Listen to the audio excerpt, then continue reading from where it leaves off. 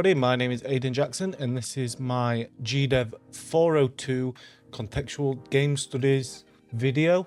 In this video we will be talking around a little game called Lies of P, and in this video also we will be covering the historical background, the thematic analysis, the gameplay mechanics, the cultural impact, and then finally a conclusion to summarise what we have discussed. Firstly, we need to talk about the historical background. And what I mean by that is, we'll take the genre of the game, which is a Souls-like game, and hence the name, Souls-like, meaning Dark Souls. Let's talk about Dark Souls. There is a trilogy of Dark Souls games, and there is a key theme to these games, or these types of games. That is, that it's a soft reset game with intentionally difficult bosses, upgrade mechanics for your weapons, stats, and much more. And now, if you die in this, it is a constant loop until you beat the boss or beat the objective to progress further. Now, Lies of P is a Souls-like genre game, meaning that there is a range of upgrade stations using ergo or souls to upgrade your statistics, your weapons, and your utilities. Next, let's talk about the thematic analysis. For Lies of P, the thematic analysis is the time period it's set in is called Belle Epoque, or a post-World War I French era that is more settled and more focused on romance. It is also a direct descendant of the Pinocchio and Geppetto storyline, where the main character we play as Pinocchio and Geppetto as our father. Okay, so let's talk about gameplay mechanics. Within most Souls-like games, there are key gameplay mechanics and features that are used in Souls-like games, such as rolling, dodging, healing, heavy attacks, combo attacks, light attacks, currency such as souls or ergo, and much more.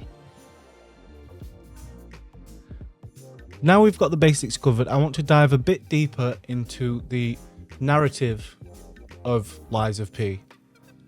It is set in a city called Krat, which is a post-World War I era, with such as an industrialization of puppets and animatrons that has set the world into chaos.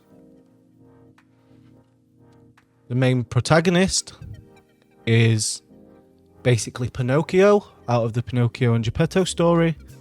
You play it as this character trying to defeat all other bosses and progressing the storyline. The gameplay is directly linked to the storyline. For instance, you beat the Puppet King as one of the main bosses. The aesthetics of the game are wide open world spaces with a lot of background environment art and a lot of building scenery. The cultural significance of Lies of P is the fact that it's the reinvention of an old classic fairy tale with a modern twist set in a post-war era. It's created communities based around the game entirely, and with it being a Souls-like game, people want to complete this game because it is intentionally difficult. The completionist community would want to 100% complete this game to just have bragging rights. The industry impact. It has set a new precedent for what a Souls-like game can be. It has inspired a lot of new and up-and-coming indie developers draw direct inspiration from Lies of P, therefore creating and inspiring new generations of game developers and game designers. Next, I want to talk about the impact it's had on me personally. Lies of P is the first Souls-like game I have encountered. It's also, in my opinion, one of the best. The graphics, the animation sequences for the attacks and the movement are so clean, so well implemented that each attack sequence or boss fight and animation is seamless. It has set a new standard of work for developers to look at for inspiration when making their Souls-like game. When conducting research upon Lies of P, I noticed that the community was rather split upon the narrative decisions of the developer. Most, like me, really enjoy the story-based linear gameplay of a protagonist and a main antagonist, and having to journey from place to place, fighting different bosses, different mobs, in order to circle back round to the main antagonist. Other people don't quite enjoy that linear storyline and like more side quests, more things to do, but that's just not what type of game Lies of P is about, in my opinion anyway. Its evolution, there has been much storyline implementation over the few years it has been released. At first, there wasn't much endgame storyline, which is to be expected because it wasn't a finished game on release. Now, over the years, the developers have implemented a lot more endgame storyline, which creates the need and want for replayability, which is why there is a new game plus when completing the game. In this game, like most Souls-like games, there is acts. And with it being intentionally difficult and having to upgrade your stats to defeat further bosses, you have to farm a lot of mobs in order to get enough souls to progress. For me, I don't mind this, but for some people it can be a little too grindy in order to get that. Now, it's obviously a design choice by the developer, and I am glad he is stuck with it. I have recently watched an interview as well with the developers of Lies of P, and they have said that with the upcoming game on the way, they are drawing inspiration from community ideas and community feedback to implement into their game, which I think is an amazing idea. It strengthens and builds bonds between the community and can possibly create further games, like I said before, drawing inspiration from it. Now, a couple of things that I have noticed about the game also that I am not too fond of is the fact that without using a specific type of weapon and technique, the bosses can be unforgivingly difficult. So what I mean by this is, if you don't use a certain weapon type and a certain play style such as technique, there will be a greater chance of you failing without using these certain weapons. My personal opinion is I do not like this type of function. I don't think it's very fair to all the people playing. It should have an even field where everyone can use whatever they want in order to defeat the bosses.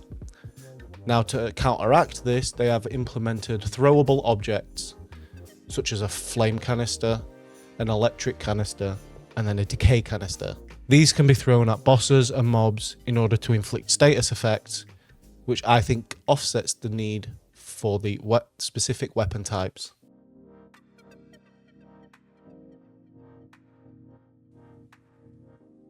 Okay, so before we jump onto the conclusion for my video, I would like to talk a little bit more about the devs and their decisions. So the developers for Lies of P are NeoWiz and Round Studio 8. NeoWiz was founded in 1997, South Korea, Gyeonggi Province. They're also known for games such as Bless Unleashed, Lies of P, and many other games to come. So their first iteration of game was Blessed Unleash, a free-to-play MMORPG released in 2020, and then Lies of P in 2023. Round 8 Studio was nominated for the Game Award for Best Art Direction for Lies of P, and Round 8 Studio was also nominated for the Game Award for Best Game of the Year in 2023. They're currently working on sci-fi survival horror projects, also working on a DLC and a prequel to Lies of P. Round 8 Studio was founded in South Korea as a mobile developing game. Round 8 Studio's parent company is NeoWiz. They are available on all platforms to play. Now we know a little bit about the developer. Let's talk about the developer's decisions when creating Lies of P. So we already know that it's a linear-based storyline. It's very heavily based on story and how it's told. And I think a lot of decisions player makes is based on the way that the map is laid out. As all Souls-like games, there are hidden entrances, little puzzles that you can do to collect secret items, and I think that the developer's decision to implement these with a clear and decisive way to get to them has benefited the game. Okay, so now we know a little bit about the developers. Let's talk about their decisions within Lies of P. So we already know that it's a very heavily story-based game. A lot of the decisions that players make is based around the storyline and how to defeat the mobs in order to get to the boss. Once the boss is defeated, you then go on to the next act and do this over and over again until you finish the game. But within these levels, there are hidden compartments, hidden pathways and doorways that you can take to further enhance the replayability of this game. Now, the developer's decision to implement this, I think, is a great idea. Such as Call of Duty with Easter eggs, Souls-like games have hidden pathways and hidden entrances to places that you need to play the game a lot in order to find. The art style as well, the developer's decision was like pseudo-realism with highly detailed models, highly detailed textures, and very well implemented art and scenery, so like environmental art, I think has benefited the game very, very well and has probably led to the success that it has. Okay, so now that's finished, we need to do the conclusion. So all the things that we have covered within this video. We have had the introduction to the module, the historical background, the gameplay mechanics, the cultural significance, the devs and their decisions, and also the thematic analysis. So, a brief overview of the game if no one has ever played it. It is a game where you defeat enemies, collect their souls in order to upgrade your items, in order to defeat bosses along the way, collect unique and interesting weapons that you can mix and match with other handles or other hilts from other weapons. You also have utilities such as healing, fire abrasives to give your weapon status effects. You have throwables that give status effects. And the linear storyline is based around Pinocchio and his father Geppetto, and you are wandering around these levels in order to try and defeat the level and the boss at the end. Then we have had the thematic analysis, so it's set in Belle Epoch, post World War I era, with a pandemic that has caused a lot of the humans to die off, and then you've got a uprising of these puppets. Then you have to include the gameplay mechanics such as dodging, healing, heavy attack, light attack, combo attacks. Then you've got the cultural significance, which has basically taken the popularity of Dark Souls, turned it upside down, rearranged it a little bit, and came out with a hugely successful, one-of-a-kind game that has changed the standard of Souls-like games. Then we have the developers and their decisions. They have made some great design decisions in the art style, the implementation of high-resolution 3D models, the animation is flawless, and the attack sequences, in my opinion, are some of the best out there.